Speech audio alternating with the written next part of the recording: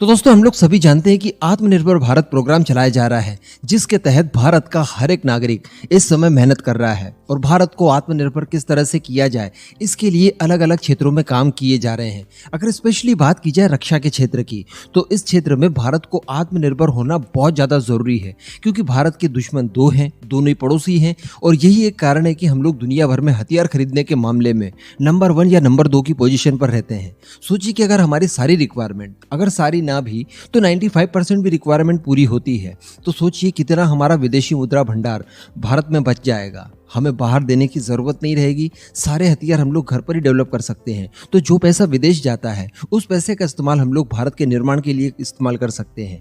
इसी के तहत भारत का DRDO लगातार प्रयासरत है। हम लोग देख रहे हैं कि अलग अलग फील्ड में अलग अलग तरह के वेपन्स बनाए जा रहे हैं और जो भारत के वेपन्स होते हैं उनकी सबसे अच्छी खासियत बात ये रहती है कि वो बहुत सस्ते होते हैं। दूसरी बात, वो चाइना जैसे एक ताकतवर देश के खिलाफ इस्तेमाल करने के लिए स्पेशली बनाए जा रहे हैं। तो कहने का मतलब ये वर्ल्ड क्लास के होते हैं, सीधी सी बात है। अब इसी सीरीज में भारत के DRDO ने एक और मिसाइल को तैयार कर दिया है। तैयार क्या किया है, इसका चौथा सफलतापूर्वक टेस्ट किया गया है और इसके बाद इजराइल की दशकों पुरानी निर्भरता हम लोग खत्म करने जा रहे हैं बहुत ही जल्द।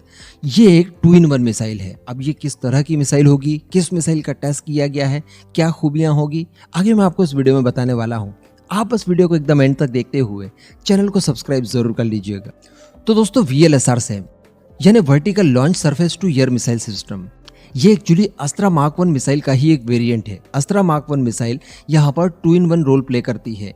एक तो वो ईयर टू ईयर का काम करेगी, भारत के फाइटर जेट से दुश्मन के फाइटर जेट के ऊपर चलाई जाएगी, बराबर ईयर टू ईयर का काम करेगी। लेकिन उसी मिसाइल को थोड़ा सा मॉडिफाई करके उसके लिए एक वर्टिकल लॉन्चर तैयार करके इसे surface to air missile system के तौर पर भी डेवलप किया गया है। यानी ये किसी एयर डिफेंस सिस्टम की तरह हवा में मंडरा रहे हमारे टारगेट को न्यूट्रलाइज करने के लिए भी इस्तेमाल की जाएगी, ठीक वैसे ही जैसे S-400 करता है या हमारा आकाश सिम करता है। तो DRDO ने कल इसका टेस्ट किया, भारतीय नेवी के एक शिप से किया गया और इसका टेस्ट 100% सफल रहा। इससे पहले 3 टेस्ट इसके ऑलरेडी किए जा चुके हैं।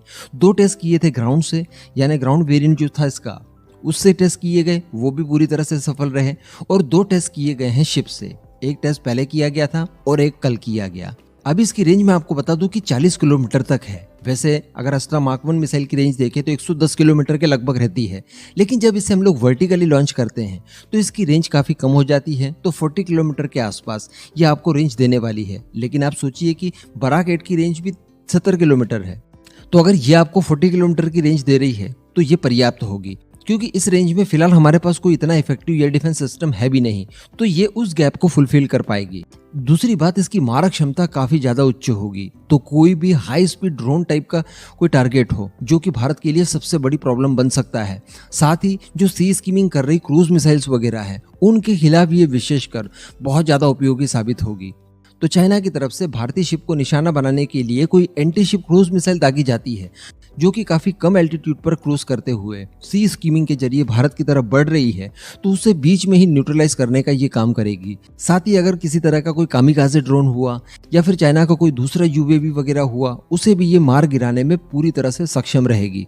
वो कितना भी मैन्यूवर्स करे, वो कितनी भी हाई स्पीड पर उड़ रहा हो, सभी टारगेट्स को ये बड़ी आसानी से न्यूट्रलाइज कर देगी। ये इसकी सबसे बड़ी खूबी होती है और इसकी कीमतें भी काफ़ी कम है दूसरों की कंपैरिजन में। केवल 7 से 8 करोड़ में ये मिसाइल आपको अवेलेबल हो जाती है। इसके लिए स्पेशली लॉन्चर्स बनाए गए हैं, तो एक लॉन्चर से 4 मिसाइलें आप दाग पाएंगे। तो फिलहाल इसका टेस्ट किया गया है, वो पूरी तरह से सफल रहा है। आने वाले कुछ ही समय के बाद कुछ और इसके जरूरी परीक्षण करके जो इजराइल की तरफ से हम लोग बराक 1 का इस्तेमाल कर रहे हैं और काफी दशकों से कर रहे हैं, उसकी निर्भरता पूरी तरह से खत्म हो जाएगी। इसका जब लास्ट टेस्ट हुआ था वो भी शिप से ही हुआ था। उसी समय मैंने आपको बताया था कि बस अब बराक 1 को हम लोग डीकमीशन करना शुरू कर देंगे, क्योंकि उसके एवज में भारत के पास स्वदेशी अस्त्रा मिसाइल आ चुकी है, जिसे VLSR SAM के तौर पर डेवलप किया गया है और ये उससे ज़्यादा रेंज, उससे ज़्यादा इफेक्टिव है, काफ़ी मॉडर्न है, क्योंकि बराक 1 काफ़ी पुराना है। तो ये उसके ऑप्शन के तौर पर सबसे बेस्ट चीज़ रहेगी।